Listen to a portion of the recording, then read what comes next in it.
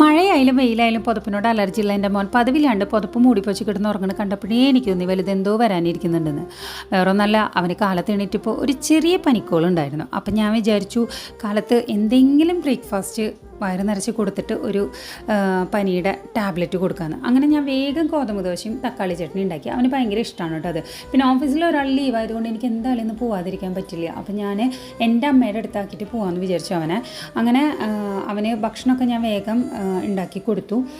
പിന്നെ ഞാൻ നോക്കുന്നതിനേക്കാളും ഇഷ്ടമാണ് കേട്ടോ അവന് എൻ്റെ അമ്മയുടെ അടുത്ത് നിൽക്കാൻ. അവൻ്റെ താളത്തിന് നിന്ന് എല്ലാ കാര്യങ്ങളും അമ്മ ചെയ്തു കൊടുക്കും. അപ്പം ഞാൻ വേഗം അവന് ഫുഡൊക്കെ ഉണ്ടാക്കി അവന് ഞാൻ വേഗം കഴിക്കാനൊക്കെ കൊടുത്തു. പിന്നെ ഇത്തിരി വാശി ഇന്ന് കൂടുതലാണെന്ന് എനിക്ക് തോന്നി കേട്ടോ.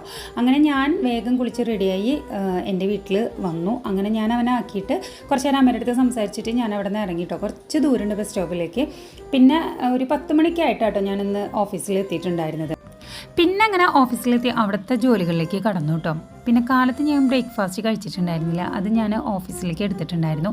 അങ്ങനെ ഒരു 11 മണി ആയപ്പോഴത്തേക്കും ഞാനത് കഴിച്ചു.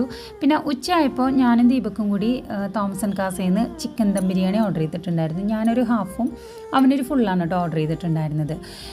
പിന്നെ ഇതിനിടയ്ക്ക് ഞാൻ മോൻ്റെ വിശേഷങ്ങൾ ചോദിക്കാൻ വിളിച്ചപ്പോൾ അമ്മ പറഞ്ഞു അവന് പനി നല്ല കുറവുണ്ട്, നീ ഓടിക്കഴിച്ച് ഈ പെരുമഴയത്ത് ഇങ്ങോട്ട് വരാൻ നിൽക്കണ്ടെന്ന്. എനിക്കൊരു സമാധാനമായി, അവന് പനി കുറവുണ്ടല്ലോ. അങ്ങനെ വൈകിട്ടായപ്പോഴത്തേക്കും ഞാനൊരു ഓട്ടോ പിടിച്ച് നേരെ വീട്ടിലേക്ക്. അമ്മാതിരി മഴയായിരുന്നു കേട്ടോ. അങ്ങനെ വീടെത്തി ഒരു